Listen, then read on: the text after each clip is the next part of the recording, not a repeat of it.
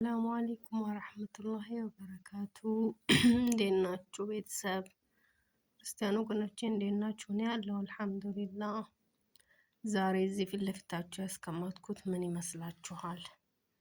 ያው በስህተት የመጣ ነው ከኔ ጋር ማለት ነው። ወደ ሳውዲ ስመጣ ወደ አገሬ ልልከው ነበረ አዲስ አበባ ኤርፖርት ስደርስ ለሰው ሰጥቼው እንዲያደርሱልኝ የፈለኩት ነገር ነበረ። ተረስቶ ከኔ ጋራ ወደ ሳውዲ ተጉዞ መጥቷል ማለት ነው። እና ግራ ገብቶኛል። ታውቃላችሁ እነሱ ቤት ሆናችሁ ሰርቶ ለመብላት ይከብዳል። በርበሬ ሽሮ ቢሆን ኦኬ። ይሄ ደግሞ ምን መሰላችሁ? ሽሮ ይመስላል፣ በእርግጥ ግን ቡላ ነው። እና ቡላን ደግሞ መዳብን ቤት መስራት ትንሽ ይከብዳል። ምክንያቱም ሽታ አለ እንደዚህ ስለሚሉ እኔ ትንሽ ይከብደኛል ይሄን ነገር መስራት። እና ኦልሬዲ ሰሞኑን ጉንፋን ነገር ይዞኝ ነበረና መጀመሪያም ምን ይዘሽ መጥተሻል ስትለኝ ያው እነሱ የሚጠብቁት በርበሬ ምናምን ነገር ስለሆነ አይ እኔ እንኳን ምንም ይዤ አልመጣሁም ቡና ምናምን። ከዛ ትዝ ሲለኝ ለካ ቡላው አለች እና አሁን ወደ ሀገራቸው መጥተናል።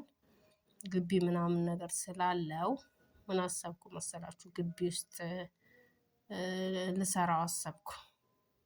ሰው እኮ ቢያንስ ኦልሬዲ ያው እዚህ እሰራዋለሁ ብዬ አስቤ ስላልሆነ ያመጣሁት ከሱ ጋር የሚሄድ ነገር አብሮ ሚጥሚጣ ለምሳሌ ተውት፣ ቅቤውን ኦልሬዲ ችግር የለውም በወይራ ዘይትም ብቻ እንደምንም ትወጡታላችሁ። ያለ ሚጥሚጣ ግን መብላት ይቻላል እንዴ? እስቲ ልጠይቃችሁ። በርበሬም ኖርማል እኛ ሀገር በርበሬ የለም፣ የነሱ ይሄ ፓፕሪካ የሚሉት ነው ያለው። እስቲ ከመጣ ይድናል ወይስ አይድንም? አብረን የምናየው ይሆናል ኢንሻአላህ። ከነገራቶቹ ከተመቻቹልኝ ከመጣል ይድናል። ካልተመቻቹ ደግሞ እኔ እንጃ። ከሳውዲ ይዤው መጣው ወደ ሀገራቸው ስንመጣ ወደ ጆርዳን ማለት ነው። እና እንግዲህ እዚህ ሀገር ላይ ጥቅም ላይ ይውላል አይውልም አላሁ አለም። እስቲ የምናየው ይሆናል። እና ምን ልላችሁ ፈልጌ ነው፣ ይዛችሁ አትምጡ፣ በተለይ ቡላ።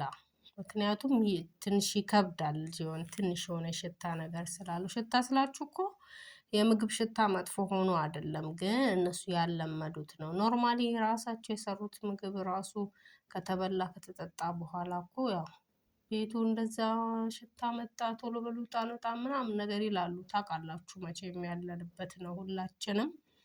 እና ይዛችሁ አትምጡ። ያው ይሄ በስህተት የመጣ ነው፣ እናንተም እንዳትደግሙት ብዬ ነው። እንግዲህ ወደፊት የምናየው ይሆናል የዚህን ጉዳይ። ከተመቻቸ ያው እነግራችኋለሁ ያለውን ሁኔታ። ባላችሁበት ሰላማችሁ ብዝት ይበል፣ አላህ ይጠብቅልኝ። እወዳችኋለሁ፣ አመሰግናለሁ። ቻው